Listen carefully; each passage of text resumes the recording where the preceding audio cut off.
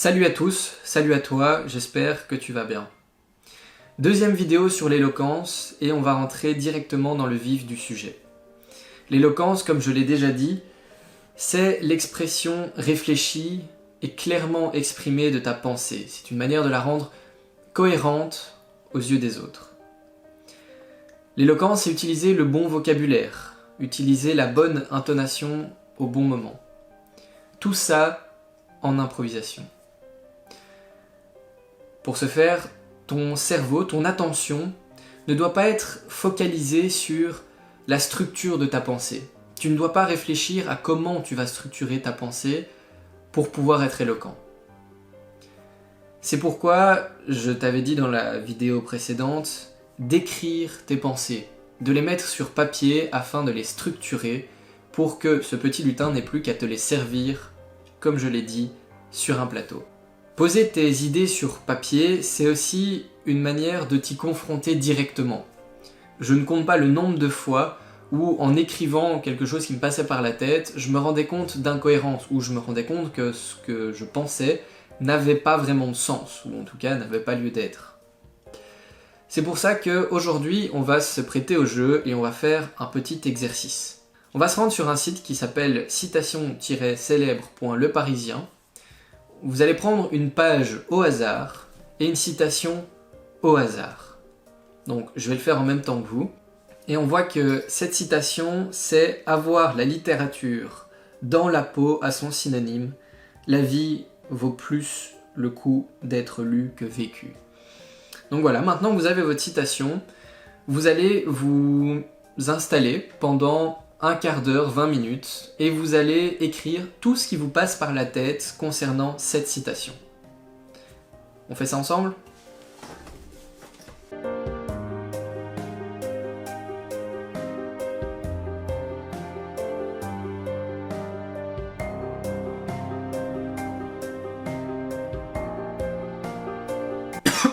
Maintenant que vous avez écrit, on va se prêter à un petit jeu. Vous allez parler, sans lire ce que vous avez produit, vous allez juste parler de la citation que vous avez trouvée. Je me suis prêté au jeu, j'ai écrit pendant un petit quart d'heure tout ce qui me passait par la tête par rapport à la citation à avoir la littérature dans la peau à son synonyme, et je vais vous en parler pendant 1 ou 2 minutes, pas beaucoup plus, je ne vais pas vous faire perdre beaucoup de temps. Avoir la littérature dans la peau à son synonyme. La vie vaut beaucoup plus le coup d'être lue que vécue. C'est vrai. Lire, c'est découvrir des univers, tous différents, tous singuliers. Lire, c'est prendre un billet d'avion pour un pays imaginaire.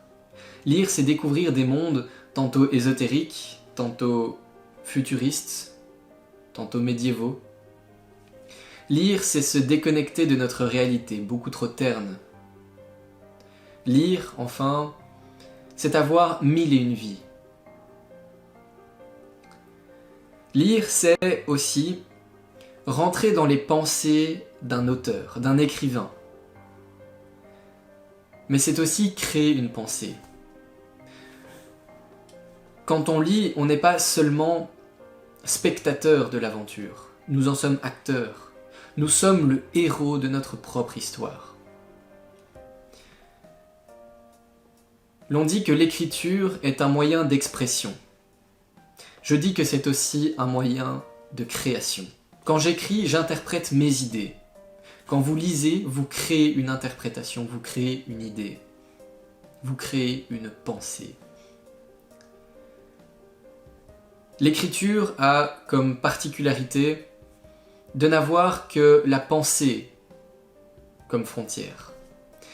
La pensée elle-même n'ayant que l'imaginaire comme limite. L'on aimerait tous pouvoir vivre des aventures comme ce petit garçon dans l'Histoire sans fin. D'ailleurs, cette œuvre résume particulièrement bien la citation que j'ai trouvée. Ce petit garçon a compris très jeune à quel point il était plus exaltant, plus palpitant de découvrir un monde imaginaire, de vivre des aventures incroyables plutôt que de se coltiner le train-train quotidien. C'est pourquoi je vous invite à faire comme ce petit garçon. En cette période de confinement, notre réalité est bien étriquée. Nous sommes confinés entre les murs de nos maisons.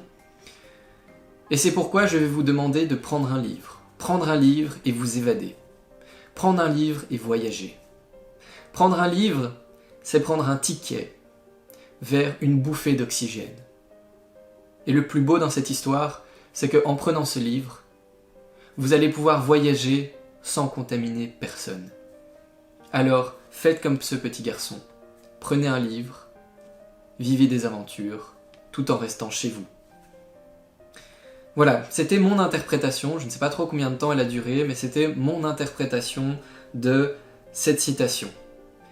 Je vais vous inviter à tous faire comme moi, écrire et en parler. Et ceux qui veulent peuvent même, à mon adresse mail, que je mettrai en commentaire, en description, m'envoyer le texte qu'ils auront pu écrire. N'hésitez pas à m'envoyer toutes les pensées que vous pouvez écrire, n'hésitez pas à m'envoyer tous les textes que vous produisez. N'hésitez pas aussi à les envoyer à la page du Prodeo News de l'école de droit, que je vais mettre en description aussi. Ça leur fait du contenu et vous pouvez partager vos idées et vos pensées à tout le monde. Je trouve que chaque pensée mérite d'être partagée. Et enfin, petit rituel de fin de vidéo que je vais instaurer maintenant, je vais vous conseiller de regarder une vidéo ou de lire un livre ou un article à chaque fois différent, mais qui se rapporte à chaque fois au thème de la vidéo. Aujourd'hui, j'ai parlé littérature, j'ai parlé monde imaginaire, j'ai parlé écrivain. Je vais vous conseiller une vidéo qui parle elle aussi de littérature. Une vidéo éloquente, une vidéo qui met en scène le procès des Fleurs du Mal de Baudelaire, avec Monsieur Bertrand Perrier et Monsieur Marc Bonan. Je vous mets le lien en description. Elle est un petit peu longue, je vous l'accorde, mais vous pouvez la visionner en plusieurs fois et je vous promets que ce ne sera jamais une perte de temps. Merci à tous et faites comme moi, restez chez vous.